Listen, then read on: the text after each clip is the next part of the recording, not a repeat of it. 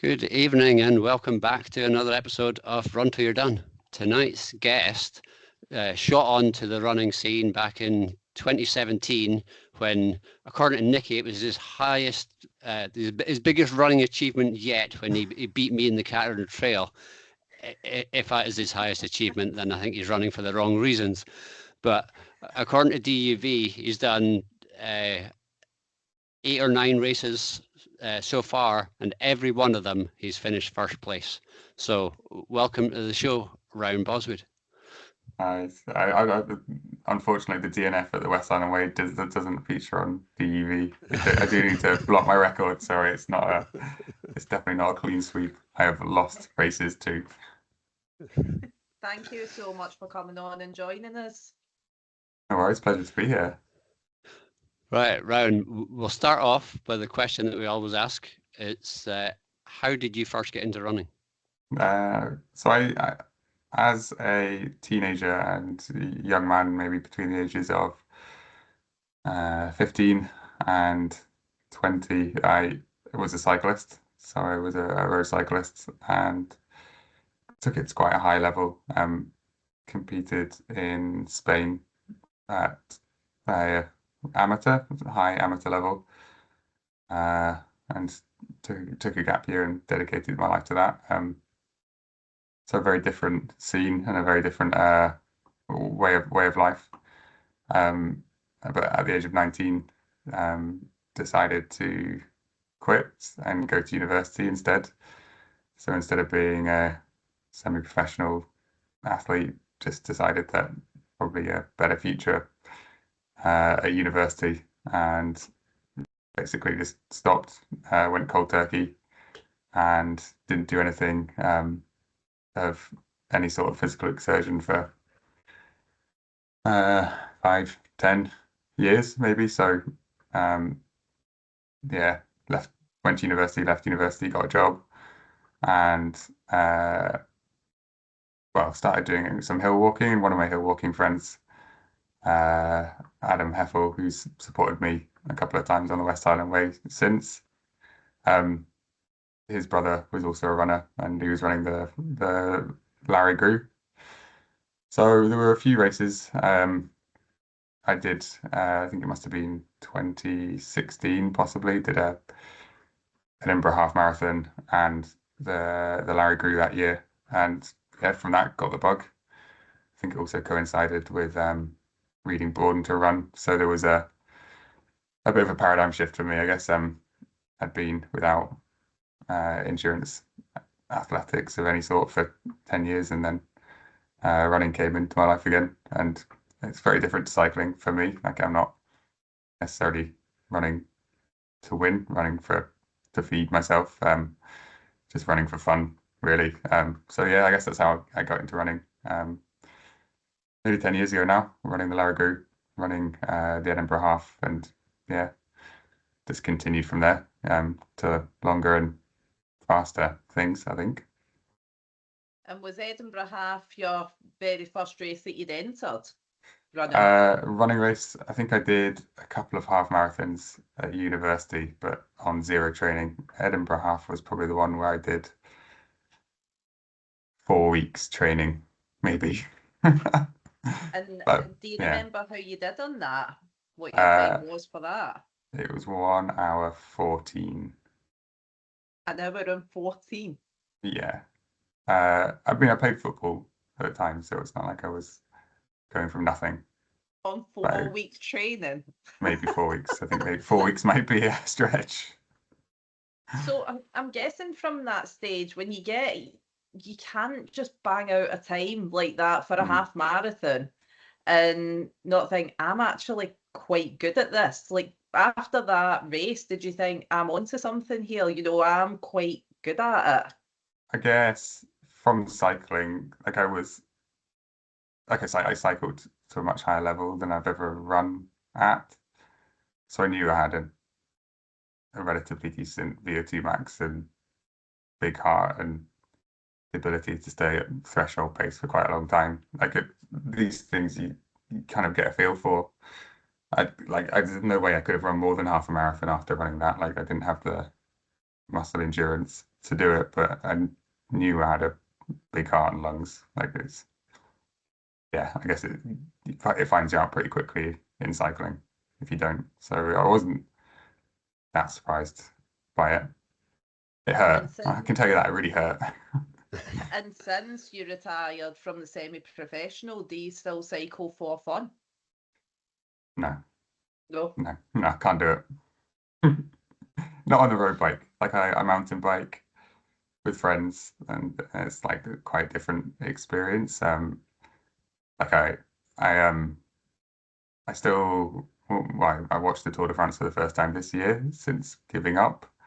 I still love cycling, and I think if I was to get into it, it would be, yeah, you couldn't do it unless you were training 20, 30 hours a week and racing every weekend. So I don't really cycle anymore.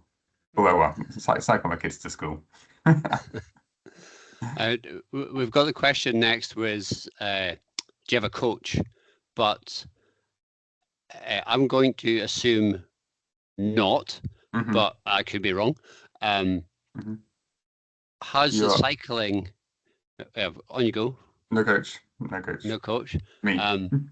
Has the cycling, the training from that, led into how you train in running? Are you like, does that sort of teach you to coach yourself? Yeah. So I used to race for a club called Mid Devon Cycling Club, and they were very supportive. So they had a lot of very good riders, like an ex Tour de France rider and guys who had competed at national champs. And I think in cycling, I've never really got into the running club scene so much. Haven't had the time, but in cycling, you ride together, you race together, you race as a team, and there's some cyclists there who kind of took me under their wing and taught you everything you need to know around different heart rate zones and different training thresholds and what you need to do to get fitter and get better, and how you need to eat, how you need to sleep, and then taking that into running. It is different. It's slightly different. It's still an aerobic activity, but then there's much more muscular endurance to running than cycling. That's where I got my basics from cycling, but then I also a bit of a data fiend, so I do love to read everything, listening to every podcast going on, anyone who's got any training tips, and try and just bring it all into one. I don't know if you find this, Mike, but I think with marathon running, there's a very set program you can go on, and it'll make you a good marathon runner. You could give that to 10 different people and they would all react fairly similarly, whereas with ultra running, I think this is still a bit of a blank page on the best way to train, the best way to take things forward, and everyone's on a bit of a voyage of discovery for themselves. I think it's very, very individual. You can put out the sort of textbook, this is a plan, but that'll only get you so far. Hard work pays off after that.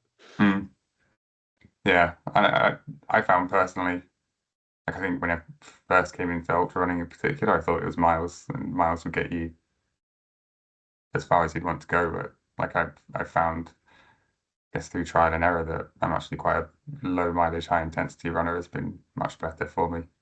Yep. Maybe run faster, maybe run further, but I don't think you'd find many coaches who would advocate that in ultra running. So do you not train to time on feet then? Because I know that's a popular training method as well. No. Train to provoke the response you might get from time on feet.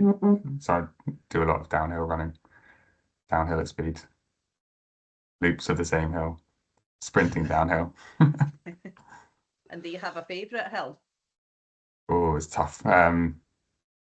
I live right next to the Pentlands, so probably Alamere is one right on the south of Edinburgh that you can run up probably in 10-15 minutes. So it's a great little hill. And you get Is that the one that's right next to the ski centre?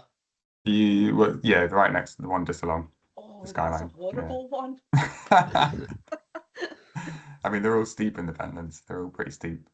That's a spicy one though. Like that's I think it's because when you go out, I've done two skylines, and I think because it's the first one, Yeah. and for me, because I'm your regular average runner, it makes me want to die when I go up it. And I get to the top and I think, I can't do it anymore. And then you go down and you see if you get a nice day and you get nice views, then you think, oh, it's fine. It wasn't that bad. Just got 18 more to go. Yeah, we don't think about that. Before we move on, you mentioned that you got into running when you read Born to Run. Do you barefoot run, and do you eat quinoa? I have a pair of 5-toes. I use them rarely, probably once a month, maybe. I like the idea, but I mean, running any serious distance in them, I think I find quite difficult. I think they're quite good just to mix it up a little bit and get a little bit of foot strength, and it's interesting going out with a pair of bare feet and really concentrating on where you put your feet. And quinoa, yeah, every now and then. I mean, I'm vegetarian, borderline vegan, so there's definitely some quinoa in there for sure. Oh, it's chia, isn't it? It's chia that Oh yeah, chia seeds as well. Yeah. Chia, yeah. Those two. I'll have some chia seeds as well. So off of the back of Fling weekend, which we'll get on to, more questions about that. People looking at the socials will have spotted that you were wearing a Carnethy vest. Is that your current club? Yeah, I pretty much. I think it's the only running club I've ever run for. Yeah, good group of guys. Obviously, a lot of fast runners to look up to, and probably a lot of middle-aged guys with kids like myself who like-minded friends to go into the hills with. And as Mike mentioned at the introduction as well, with the DUV record, which is absolutely phenomenal. When I've done my research on previous guests, I didn't even know about DUV until Mike told me about it. And we went into yours, and I was looking to see if there was something you hadn't won, which I was absolutely blown away by. But after our conversation and you saying that you'd beat Mike on the Cateran, how did you manage it? Let's hear that story. I would say that one was probably pure luck. That was my first ever ultra. I think it was in 2017. Oh, the story gets better. Sorry, mate. And so, I mean, like I said, I had a fair amount of speed. I was happy enough at marathon distance, maybe. But obviously, Mike, I think me and Mike probably like chalk and cheese in terms of he's got the endurance, I've got the speed. We ran, from memory, we ran together probably for the first 20k to the first checkpoint, possibly. Yeah. Honestly can't remember. But Yeah, probably. back and forth. And then I think you took a little bit longer at one of the feeding stations, and I just ran off, and I thought, oh, this is a bit spicy, leading an ultra marathon. And yeah, in the last, like the Cateran, I'm not sure if you know, like the last 8k or so, it goes up. I climbed to a col and then back down, and I was really feeling it in the last climb, and probably looking behind me every 30 seconds or so to see if Mike was catching me up. And then yeah, I wish someone had filmed my running technique on the way back down with two seed squat quads and yeah, hobbling down the hill. I think if the race had been 2 or 3 miles longer, Mike would have caught me and overtaken me. But yeah, I feel very lucky to have won that one. And in that first 20k, was there any chat? Because I know how chatty Mike can be. There was a little bit. I do remember there was a little bit. Yeah. And moving on to other races. Yeah. You've done one West Highland Way twice, improving times. Fling, you were actually slower in the Fling this year than you have been previously. how has your training evolved over the years? It's a good question. I think like the big step change, I guess, was going from playing 22, was it 23? I did 7:15 from memory, and around that time, I think I was focusing more on mileage. So a lot of quite high-end zone 2 stuff, probably 120 to 140k a week. So that to me is relatively high mileage. And then after that, yeah, ran the Fling, ran the West Highland Way, and hadn't really seen a very big improvement. And I think maybe COVID had something to do with that too. I thought putting in the mileage would have got me quite a lot further, whereas it took maybe 6 minutes off my West Highland Way time, which yeah, given the amount of effort, 6 minutes is nothing over a distance like that. And the only reason I probably was 6 minutes quicker was because I knew that I had to be quicker than my previous time and absolutely sprinted from Llandudno down into Fort William. And then after that year, my second child was born, so had less time than previously, and I think it was a bit of a blessing, really. So, well, obviously a blessing having a second child, but a blessing for my training in terms of what I was doing. So really cut down the mileage and was doing 2 runs a day, quite a lot. So 1 run at lunchtime, and then 1 run once the kids had gone to bed, but much higher intensity, really just focusing on quality. And yeah, getting the muscular endurance in that way, I think was a fairly big change. So yeah, when you're kind of time constrained, making those sessions count. So a little bit of weighted running, a lot of sprinting down hills, yeah, and a lot of very high end threshold has been the change. Yeah, I guess I just carried that on from last year into this year. I guess I was hoping for my fling time to be faster, but I guess it's not to be. It was again 5 minutes different, and I think I was really happy with the time. I maybe could have run a little bit faster on the day, but the conditions weren't quite as good, and obviously not quite as good a shape as I was last year. But just one of those things. Happy with the time. I guess you don't need to be faster. You just need to be faster than the other people. I don't know. I think if I'm honest, like after running 6:50 last year, like the course record definitely was on my mind. But again, I think it's such a quality time. It's going to be a difficult one to beat.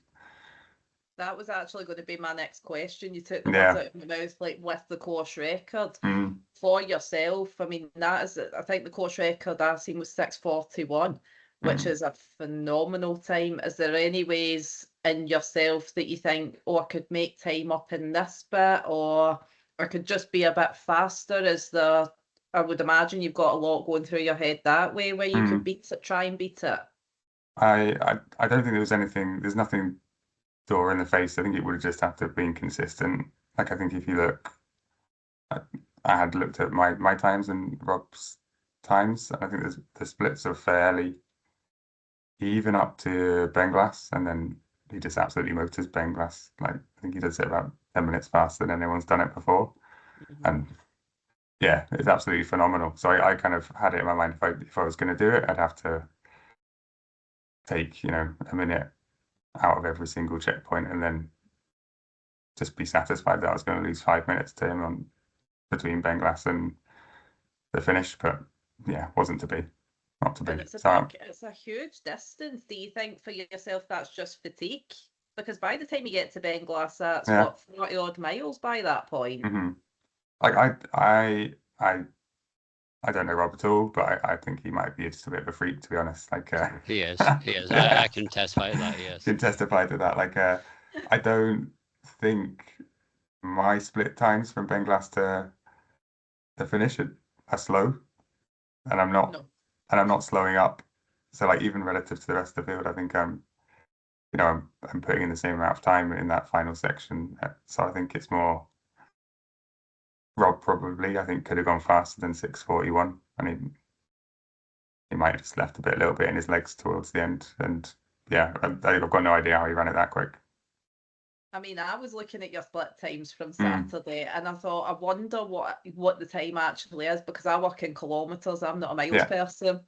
Yeah. And your split going up Carnethy Hill Mhm. was more or less like, it was faster than what my tempo is on the road on flat.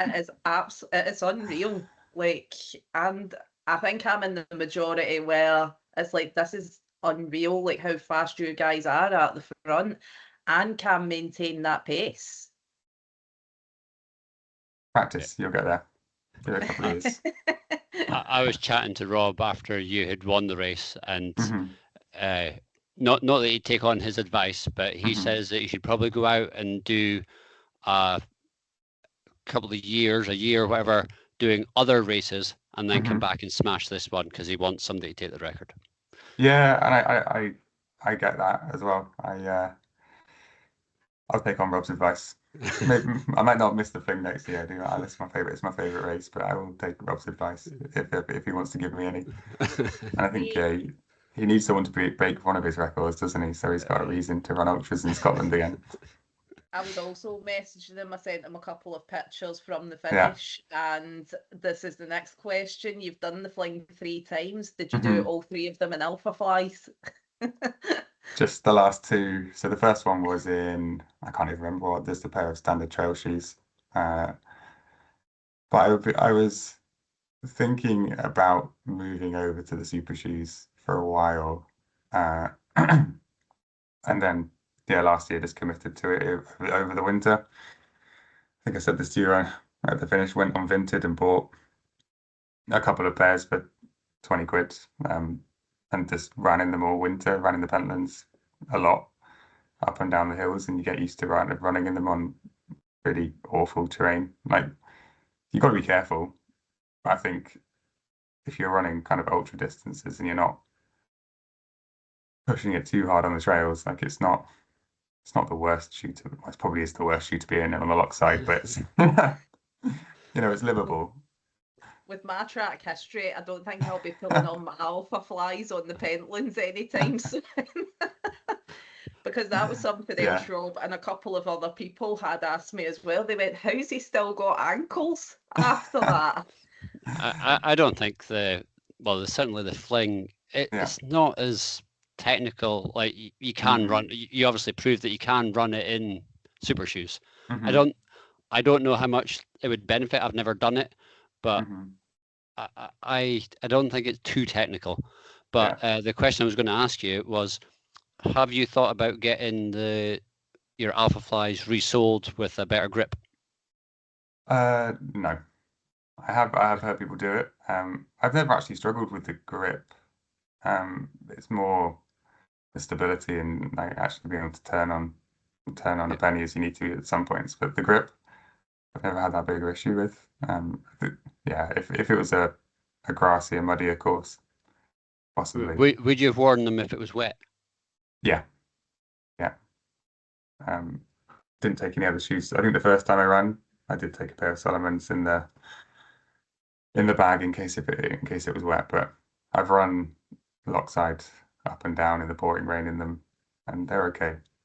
Like I think like on average they're the better shoe. They'll give you a minute and a half to Balmaha, and then up lockside you just have to run within yourself, and I don't think it's a bad pacing strategy. And then the end, the last 15 miles, I don't think it really matters what shoe you're in. You're hurting. It's probably not helping very much. It's not hindering. So, would you do for the West Highland Way? Would you continue? Would you do the whole of that and alpha? I did this year. Yeah. I'm I think, actually just yeah. imagining the guy that sold you them on Vinted, and then imagine being that seller that shoe's just won the fling. I was imagining being the shoe, and because most of them are like, oh, I've worn these for 2 marathons now, so this shoe's just like run 2 flat, boring marathons, and gets sent in the post, and then it finds itself up Carnethy or something, like belting it down Carnethy. Have you thought about getting the ultra flies? I've heard they're not very bouncy. I've Right. never invested, but I think it's not. It'd be like a Diet Coke, wouldn't it? It wouldn't be the full thing. Well, I'm not going to lie, I'm tempted. Yeah. Oh God, yeah, when this ankle's better. Although I Yeah. can now imagine my physio and my coach going, no, don't you dare. So you've just went over your ankle, and now you want to go in a shoe that Rowan's just said you have to be able to turn. It's not good for your ankles. Yeah, I mean, I've had a couple of hairy moments, but my ankles are quite strong now. They And must Nikki, be. yours is not. So It's only had one injury. We've still got quite a lot of mileage in these legs. God willing, someone doesn't do me in before then. The next question that we've got on the list is it's a popular listener question. It's a lot that I get asked if we get any guests on like yourself. How do you manage to navigate Lochside so quickly? And is there any tips or advice for people that do want to try and get a faster time? I think for me, the Lochside is it's kind of you're right on the edge, and you're going up and over the edge for 30 seconds a minute, and then you're coming back. So I mean, the only way I've heard it described is kind of like a lactic shuttle. So you have to be okay in a bit of pain for 30 seconds, but then recover pretty quickly in between. So kind of efforts that are short, sharp efforts, but not slowing down entirely between them. So kind of threshold runs with rolling sections in, I think will stand you in good stead. A lot of time doing technical stuff as well. I'm always in the mountains. Like the Lochside is not that technical if you spend a lot of time. Well, I'm not lucky enough to go in the Cairngorms much anymore, but you know, the Pentlands, there's still some fairly technical sections up there. So just getting used to descending at speed, and yeah, I think I said to you, falling with style around a lot of the corners, off a lot of the boulders.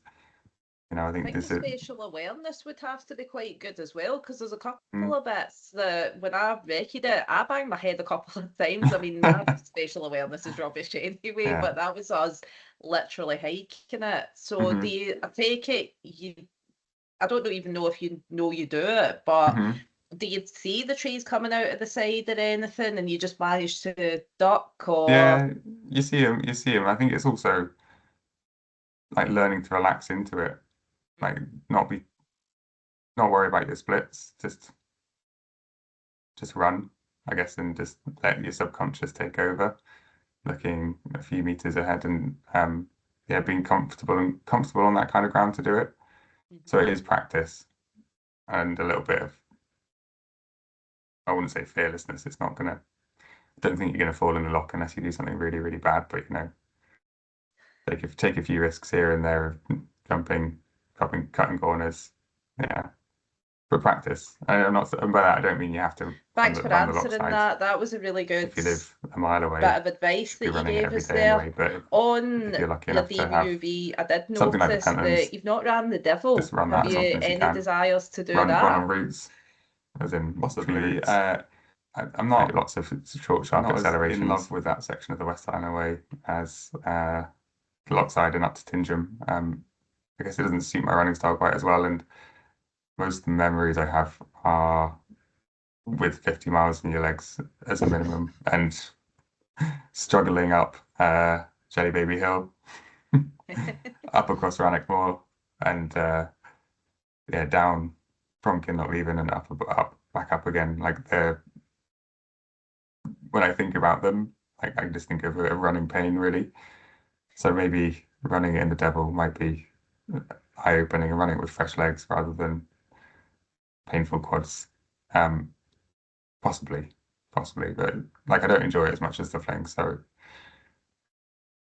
I was I going don't to think, yeah. say that the Fiona Rennie, who's done the West Hmm. Highland Way 19 times, she ran the Devil for the first time this year, Yeah. and I asked her how she found it. Now, Hmm. because she's had, I was going to say not the same experience as yourself because Hmm. you have very different races, but Fiona's been on it a lot more times than yourself. Yeah. And she said it was really refreshing and lovely to run it with fresh legs because Yeah. her experience was totally different. She says normally in that section, like you've just said there, you're in a world of pain and it's a trudge, you know, to get Hmm. up the devil's staircase, whereas you start at Tyndrum and that's, you know, it's almost as though you've done the first 53 miles and you've Yeah. had a rest.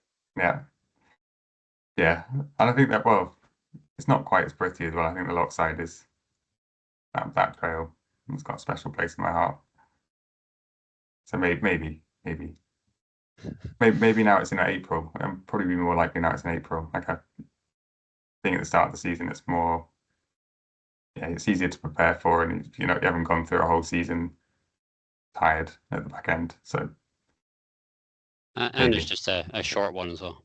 yeah, just 40, And 45. there's 42, also I something think. there's also something to aim for to try and win that Triple Crown. Mm. All right. Leading on to, you said you were almost vegan. Mhm. Uh, how do you balance your day-to-day diet? How do Mhm. you fuel for races? How is things like the fling where you've got drop bags different from West Highland Way that you've got Yeah, a support crew? Lots of questions. yeah.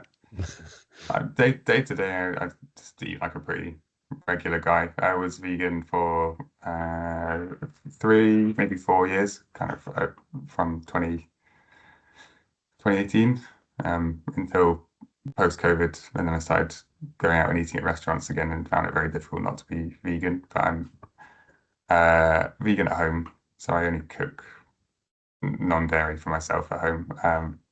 Is that for ethical or health reasons, or both? Environmental and ethical reasons, yeah. Um, I got probably mostly for environmental when I first did it, and then the more you read around veganism and the dairy industry, I guess the more it was for ethical reasons. But I'm an ethical hypocrite now because I definitely love eating dairy outside of the house. So I maybe should remove the V sign from my Strava profile. But yeah, I'd say I had a fairly regular diet, really nothing special. Lots of soup when I'm working from home, and lots of pasta.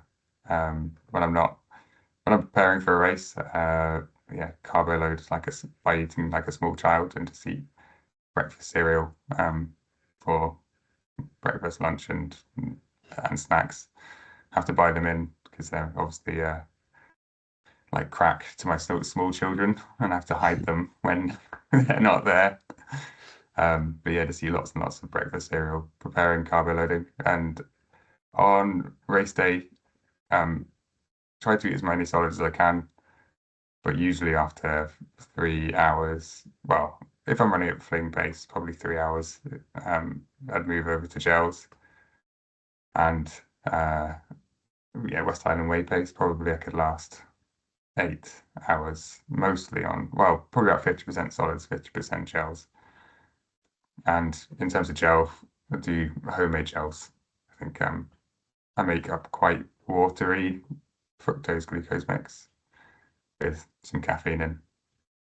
So try and get 100 grams of carbs an hour, but have that as my platinum goal. Yeah. And then, towards the back end of a race, be happy enough getting 60. And between the West Highland Way and the Hmm. Fling, they're both terrible start times. The West Highland Mm. Way being at 1 in the morning, the Fling being at 6 in the morning. How soon do you eat before both before you start? 3 hours before both. So yeah, 3? 3 hours, yeah. I don't think the thing's too bad. The West Highland Way's awful. It's the worst. It's the worst time to start a race. I understand why. But almost any other time I think you could choose would be better. I don't even know, Rowan. I think, see, getting up at 3 o'clock in the morning to eat something, I'd be getting up at 3 and going back to my bed. I was up at 3, yeah, I was up at 3 and then I had breakfast and then I drove across to the start line. So I was up at 3 anyway, but I think the West Highland Way, because it's always like, I don't know anyone who would run it as a secondary race in their calendar. There's a lot of nerves and energy the whole day, and I've never been able to sleep before it. But you get to 1 o'clock in the morning and like your whole system is just trying to shut down and go to sleep, and you're knackered, and then you just start running. And then just off of the back of, sorry, Mike, with this, that like after the back of the diet and that we're back talking about the West Highland Way, something I've often thought is the speedy runners like yourself, you're finishing on the Saturday early afternoon. What do you make of the runners that are finishing Saturday night and even Sunday morning?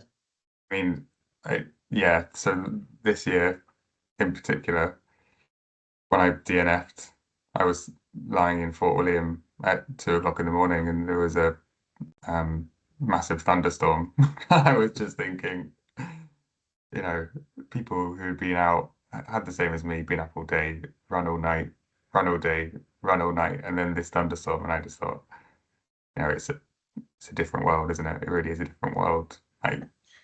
It's a different, I guess it's a different energy system, it's a different mentality. You can't approach it how I would approach the West Highland Way. Like I know that I can eat for 10 hours and then it's gels, but like if I'm running I can't run for 20 hours because I can't live off gels for 20 hours. So it's very different. I mean, it's amazing. It's incredible that they can do it. The guy I was crewing, he was on Lundavra when that happened, and thankfully my crewing duties were done, so I was comfortable in the Airbnb on the couch. But one of the other crew, the support runners, sent us a WhatsApp into the group chat, and poor Stevie was that tired. The sketch, his support runner, he was having a ball. He was like, "Oh, it's thundering and lightning, and we're all going to die." And Stevie heard him and sped up at that point. I was sleeping in my van in Fort William and I didn't hear a thing.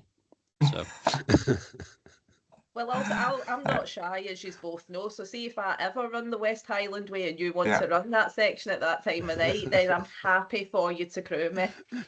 It's a deal. You're on.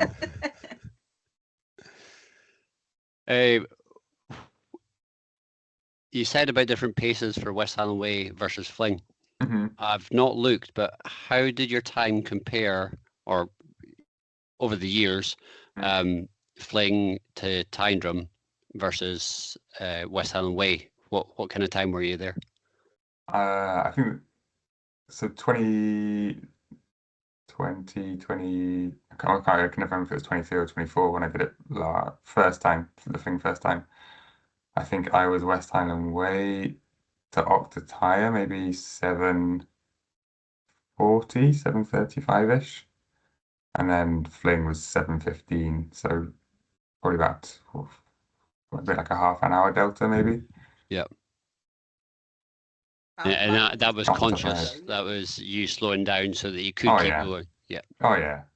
Like basically all I think about in the West Highland Way is not running too fast. Yep. It's been a long first 8 hours, yeah. It's been a long time since I've done the Fling, but it's always been as a training run for the West Highland Way. So I've done it at the pace that I would have been doing the West Highland Way at. Yeah, I think there's definitely a different pace for me that like I finished the Fling this year and I felt I could have run further. Definitely the first year I did it. Even though I'd won and run the West Highland Way before, I was just petrified about the distance that time. Maybe this year, not as scared about the distance as I probably should have been. Right. The next question, despite what Nikki says, your biggest running achievement isn't just beating me. What is your biggest running achievement? Imagine if that is the actual Yeah, being Mike. I think that you need to hang up your Yeah. shoes and do something else. Go back to cycling. I think probably my biggest running achievement, the one I'm most proud of, was probably my first West Highland Way. I think it was fairly out of the blue, as in like I think I've done a couple of ultra marathons before, but nothing big. Whereas the West Highland Way is, it's a very special race. It's something that I'd wanted to run for a very long time, and yeah, I think before I'd run it, it never even crossed my mind that I could run it that fast. So I think that's probably the most proud I've ever been of anything, and yeah, the best runner's high I've had. In terms of like actual fast times, like the fling last year as well, I'm very proud of that time. I think that kind of was a step change in my running performance, but yeah, probably West Highland Way 2019 was the proudest. And you transitioned from cycling to running. Mhm. Why running? Why not anything else? They are quite similar sports, as in it's. I'd say cycling. There's a bigger spectrum of energy systems that you use. It's more sprinting. You have to have a lot of aerobic fitness, but there's also sprinting there. Running, I guess, because I love being in the hills, and I couldn't go back to cycling. I just can't do it. So very similar. They are quite similar sports, and just give you that peace of mind being out. And has your why changed from when you started running to now? Probably. Like I think when I started running, I was just doing it for fun. I'd run a race with some friends and see how it goes. And now, like I would run to clear my head, to go on a little adventure at lunchtime and get up in the hills and come back and feel better for it. Be my reason for running now. Whereas then it was probably just for fun. And you say about the hill walking, you mentioned that really briefly earlier on. Have Mhm. you completed all the Munros? No, I think I got to about under 100. But having two kids has definitely put a stop to that. But I'm not sure. I'm not sure that I can convince them to walk them with me. But when that's the dream. That's the dream, is to get them into hill walking too. I think if you start them early enough, then Mm, you probably could. I took my two just up Carnethy Hill before I yeah. even discovered this world. I didn't even know Hmm. that was part of the West Highland Way, and Yeah. I found that snacks help bring Yeah. them lots of snacks. Don't be as mean as me. I told them there was a McDonald's at the top. I took my daughter up Nevis Hmm. when she was 5, and Yeah. M&Ms every half mile. You can have Hmm. another one. You can have another one. Didn't complain once. So And she managed it. she did. Yeah. There we go. The only time I picked her up was some of the steps are too high for her at that age. Hmm. So Hmm. yeah, We've bribery got a is the few. way to go. We've got a future You, ultra runner there, Mike. I'm pretty sure. yeah, you I hope can't so. have too many Yeah. snacks when you take the kids. Even for yourself, you can't have too many snacks when Yeah. it's a hike. As you say, it's just you're going out and enjoying it. Yeah. I'll take a bag. Take a bag of M&Ms. So when you're out running, Hmm. uh, your kids aren't with you yet. We'll say Hmm. yet. What is it you're thinking about? That's a really difficult one. I do get asked this quite a lot, and I think maybe the standard answer would be everything or and nothing at the same time. I feel like if I'm not out running, like I can be a bit of a bag of worries, and it can all be a bit much. Your thoughts aren't particularly straight and ironed out, and I'll go for a run, and I can just take one of my problems at a time and think about it and break it down into little pieces and move on. I guess generally a lot of the time I'd be thinking about what I'm going to do next, what I'm going to do this afternoon, my work, the kids, bit of everything. But I think there's definitely a different thought process that goes on when I'm running. Much less chaotic and much more relaxed. I do listen. I listen to music as well, and What podcasts from kind? time to time. Bit of everything. Got a very broad taste. Just whatever mood takes Yeah, you. whatever mood takes me. Like if I'm racing, it's mostly like cheesy dance music, but Oh, fantastic. yeah, And Venga Boys. maybe not quite that cheesy. No, So do you listen to Avicii, that music kind when of you race as well? yeah, yeah, Ah, absolutely. I think it's quite a big part of it for me, just getting in the zone, and kind of setting the tone of how I should be feeling in the race by the music you're listening to as well. and do you always have a start song? Not always the same, but like generally we start with reggae and then move on. Yeah. Amazing. So in the future, do you have a dream or bucket list race that you've got?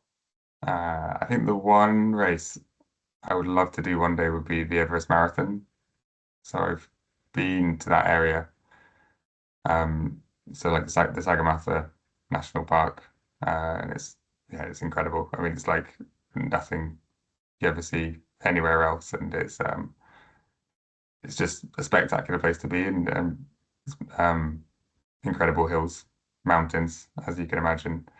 Uh, so I think there's an ultra that leaves that is around there, but there's also like a marathon that goes from base camp down to one of the towns 42 kilometers away or thereabouts, which I think would be incredible to run. I would imagine as well you'd have to go and acclimatise to that for a fair bit beforehand, wouldn't you? Yeah, I think so. Yeah, yeah. I think when we were there, we were there for me and my wife. We were there for 3 weeks, and you can go up like 250, 300 meters a day, and yeah, running. I wasn't very fit when I was there. I think I went before. I was a proper runner, but yeah, when you get to about 5,000 meters, like running is near impossible. And do you have any projects or events or volunteering stints coming up at all? Do you volunteer at many events? I don't know. I should do, but I'm a bit selfish, as in don't really get out to many races, as you can probably see from my DUV. So volunteering, I think I will start doing it when I get the time. But in I'll, terms of I'll, it, pre- yeah, I'll prepare you now, Steve. yeah, Volunteering, it is yeah, probably just as exhausting as running. yeah, Just with the yeah. excitement, it is fun. It's a lot of fun doing it. Especially ultras and all the drama queens finishing their races and needing needing their massages and all their support. Oh, I can imagine. Yeah, yeah. So one of the other questions that we like to ask on this podcast Mhm. is there someone that you would like to run with? And that could be anyone. This is like a bucket list dream.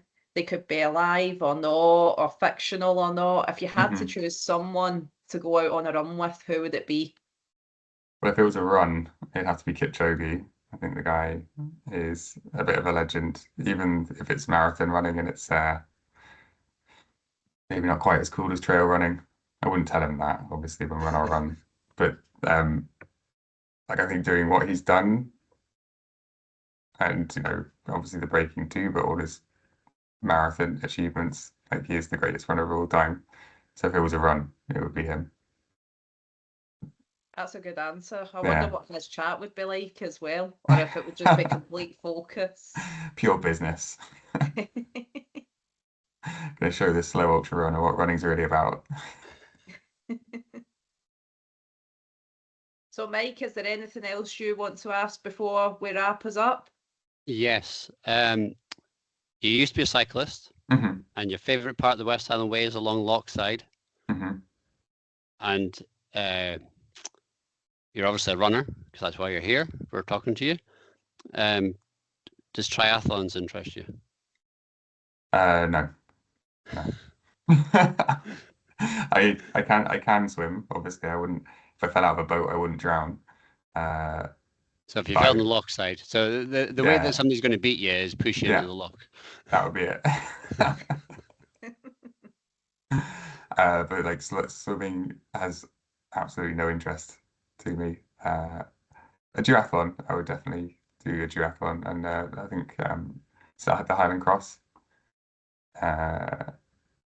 Yeah, I think would be an interesting race to run, to cycle. But that would mean I'd have to do some cycle training again. So not Keltman anytime soon. No, no. I'd be swimming still when everyone else would have finished. I'd be doggy paddling. Do you think that something that I've thought about but never actually done, but doing cycling in recovery days just to get your aerobic fitness going? Do you think it would be beneficial? Yeah, I think if you had the time, but in terms of aerobic development, I think cyclists are quite a long way ahead of runners in terms of like the hours they put in on the bike because you can. If you had the time and you were careful with it, I think it would definitely add something. I don't know how much it would help with ultras, but definitely with marathons, I think it would take minutes off your time. I think with ultras, because it is, I think it's a lot more about fueling and strength at the end of the day. Like you need a certain amount of speed, but it's more how robust your body is about keeping your speed up towards the end. It might not be quite as helpful, but marathons, I think anything below marathon, it would really help. And You do you tempted, have- Michael? Sorry? You tempted? Or do you do it? I've thought about it. I've got a turbo trainer, but I've Yeah. not. I have cycled in the past, but for fun. I've never raced. It's there. It's not not something that I actively partake in. I think just because when I was 18, I was doing 2-3 hours a day. And it's the kind of hours that you couldn't really do running, or you can, but I don't think you could do them at the same heart rate and the same intensity. So I do think it does develop your lungs and heart a bit better than running. Would that have been on a static bike, or were you just cycling out on the roads just for 2 to 3 hours? Yeah, I'm like I can't stand doing anything indoors. Like I'm an outdoors boy, a feral child. Question: have you had any injuries over the years? Not since what year did we race at the Catharan? So 2017. 2017, I did the Catharan, and then I did the Larry Grew a month later, and did my IT band on the Larry Grew, and that was the last running injury. I've had embarrassing knee injuries chasing children around, bending and picking up small children, but not running. What do you think's sort of changed? Why you not getting ITB problems now, particularly when you're running in carbon shoes? I think that's probably. I think so. When I got it, I didn't. After 2017, I didn't do another ultra until 2019, and so built up the mileage quite gradually after that. I think that's right. Or maybe I did one in 2018. Maybe I did the Edinburgh to Glasgow. I can't remember. But just being a bit more careful about mileage and being a bit racing those kind of distances a little bit less frequently. I think what did it at the time was, an ultra followed by a marathon, a hilly marathon, just under a month afterwards. It wasn't really the time between to recover. I think maybe if I could maybe do it now if I wanted, but like I said, I had to go pretty deep into the pain cave to get that Catharan time. So I think if I pushed it a little bit less, it might have been okay. Have you done a road marathon? I think I did one in 2016, maybe. I think, yes, I did. Would you be tempted to go back? Maybe. I'd be interested to see what it would be, but like, a bit boring, really, isn't it? I don't know, because I swore I would Mhm. never do another marathon again after Yeah. Edinburgh. Yeah. And I haven't, because I went on to ultras. But Uh-huh. since doing this with Mike, a few people have mentioned Loch Ness, Yeah. and it's actually came back onto my radar, and Mhm. I fancy that one. And Dublin. Dublin Yeah. Marathon looks a really good one too.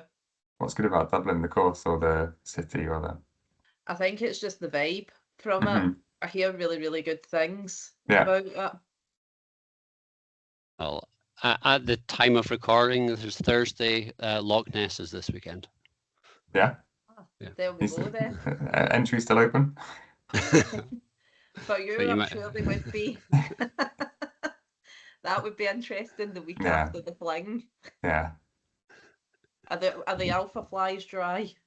They're dry, but I kicked a few stones, so I don't think they'd probably be good for another ultra, but maybe not another road marathon. But yeah, I mean, this Doogie Selman was meant to be running the fling this year. That would have been interesting to see what. Because I think he's like a 2:17-ish marathoner. Would have been interesting to see what he could have done. There's always talk of like what would happen if Kenyans or a fast marathoner came over. Mm-hmm. But What do you think? They're so used to road that Mm-hmm. although I said earlier that the West Highland Way is not technical, Mm-hmm. it's not flat. So Mm-hmm. it'd be interesting. Yeah, They would be fast, but it would slow them down. Yeah, I think they'd be good up to about 50 miles, and then Yeah, they might struggle. I don't know. I'd love to see Get it. to the devil's staircase Yeah. and go, nah, Yeah. sack that. but then if you were going to be doing a 50-mile race, you would train for it, so they would be used to it. So yeah, it would be interesting. But then I think the reason they don't do it is because there's no money in it. And as great a runners they are, they're doing it for the money because it is one of the most lucrative things that they can do in their societies. So Yeah. Do they do comrades? Comrades? Like the one in South Africa, the double marathon down there. Yeah, fast. I think there's decent money in it, isn't there? Yeah, there probably is. Yep. Yeah. But I think one more off the cuff question as well that I have is, have you done Lakeland? No, I did fancy it, and I was going to enter, and then yeah, I think the entry's open for about 3 days, so I'm not entering because I missed it. I think they do a charity place where you've got to raise. It used to be you had to raise £100 plus you pay your entry fee. So it's an option. Yeah. And I would like to go race down in the lakes at some point, maybe lakes in the day as well. But I think that's in a couple of weeks, so I won't be doing that one either. So the final question that we do have is, what is next for you running wise? I haven't thought that far ahead yet. Have a good winter, I think. I'll pick something to train for. Now the devil is in the spring. Maybe the devil will be the fling again because I love the Lochside. And then if you'd done those two, you would have to do the West Highland Way Race. I've definitely got some unfinished business on the West Highland Way, the complete race, but I'm not sure I can do next year. Not sure. Have to ask for some advice from Rob Sinclair around how to beat his record. Go away for a few years, he says, and go and do some marathons and come back. Yeah. Well, I think what he's done is gone and done more like sky races. Yeah. That's what he's been doing. So. Well, that I think brings us to a close, and got to say thank you, Rowan, for coming on. Thank you, Nikki, for being Nikki, and it's goodbye from me. Thanks for coming on. Thank you very much for having me.